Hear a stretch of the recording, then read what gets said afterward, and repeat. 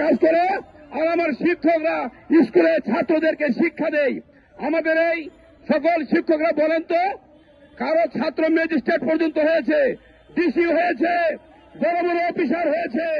আচ্ছা, আমাদের সবাই এখানে 90% শিক্ষক আমরা মাস্টার ডিগ্রি পাস না? মন্ত্রণালয়ে যারা চাকরি করে এরা শিক্ষিত, এরা কেন বুঝে না যে বৈষম্য দূর করতে হবে? আজকে রাস্তায় শিক্ষকরা থাকবে কেন? শিক্ষকদের যে সময় থাকার কথা শিক্ষা প্রতিষ্ঠানে। প্রিয় ভাইরা আমার, আমি একটার কারণেই আজকে আপনাদের সামনে বক্তৃতা করছি যে কিছুদিন আগে এমপিও দেওয়া হয়েছে, এটাও বৈষম্যের শিকার হয়েছি আমরা। আপনারা জানেন, যখন আপনার নীতিমালায় রয়েছে যে শিক্ষা প্রতিষ্ঠান আপনারা বাংলাদেশে করবেন, সেই আলোকে শিক্ষা প্রতিষ্ঠানগুলো করা হয়েছে কিনা সেই নীতিমালায় করা হয়েছে।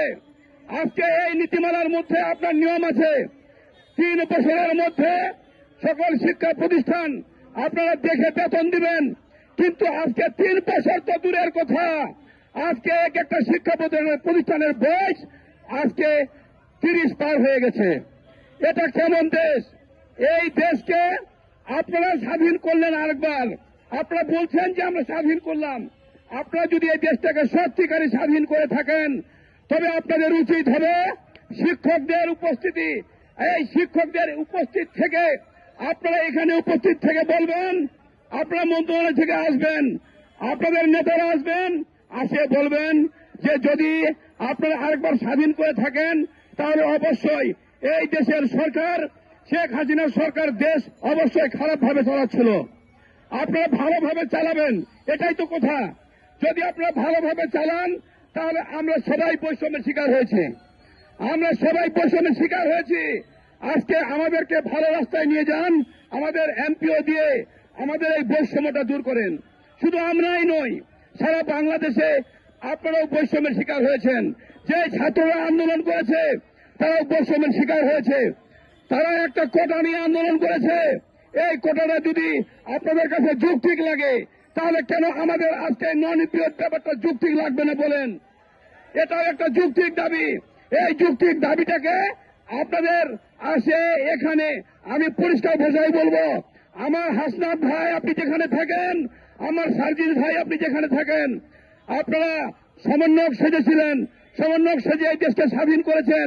দেশের সকল মানুষ আপনাদের সাড়া দিয়েছে, আপনাদের সাড়া দিয়ে এই সরকারকে উৎখাত করেছে, এটা ভালো করেছে। আমরাও চাই এই সরকার আমাদের মধ্যে অনেক ফাটল ধরিয়ে দিয়ে আমাদের এমপিও যতবার করতে এসেছে, এমপির জন্য আন্দোলন করতে এসেছি ততবার আইন পাস করেছে। কিভাবে এদেরকে এখান থেকে উঠিয়ে দেওয়া যায়, কিভাবে এমপিও থেকে এদেরকে বঞ্চিত করা যায়, এই কারণগুলো আপনাদের মধ্যে অনেক ছিল। আপনারা অনেকে মাস্টার ডিগ্রি কমপ্লিট করে ভালো মিডিয়াম ভালো ছাত্র হয়ে কতগুলো ছাত্র আছেন আপনারা যে আপনারা অনর্গল ইংলিশ থেকে কথা বলতে পারেন, তারপরে আপনারা পরীক্ষা দিয়েছেন, আপনাকে চাকরি না দিয়ে আপনাদেরকে বৈষম্যে ফেলে দিয়ে তাদের লোককে চাকরি দিয়েছে।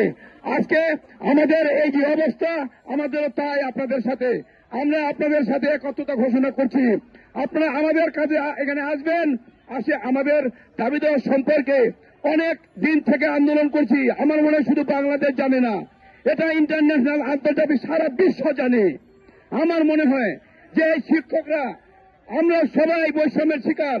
তাই আমি দাবি রাখবো, আপনারা যেখানেই থাকেন, বিএনপির ফখরুল ভাই আপনার বাড়ি ঠাকুরগাঁই, আমাদের বাড়ি ঠাকুরগাঁ, আপনি দয়া করে পঞ্চগড় ঠাকুরগাঁ বেশি দূরে না, আপনি দয়া করে আমাদের বিষয়টা দেখবেন, আপনি মন্ত্রণালয়ে কথা বলবেন। আপনি যদি আমাদের জন্য কথা বলেন, বিএনপি সরকার সব সময় ভালো কাজ করে আমরা জানি। বিএনপি সরকার ন্যায় নীতিতে চলে, আজকে এই ন্যায় নীতিতে যদি বিএনপি সরকার চলে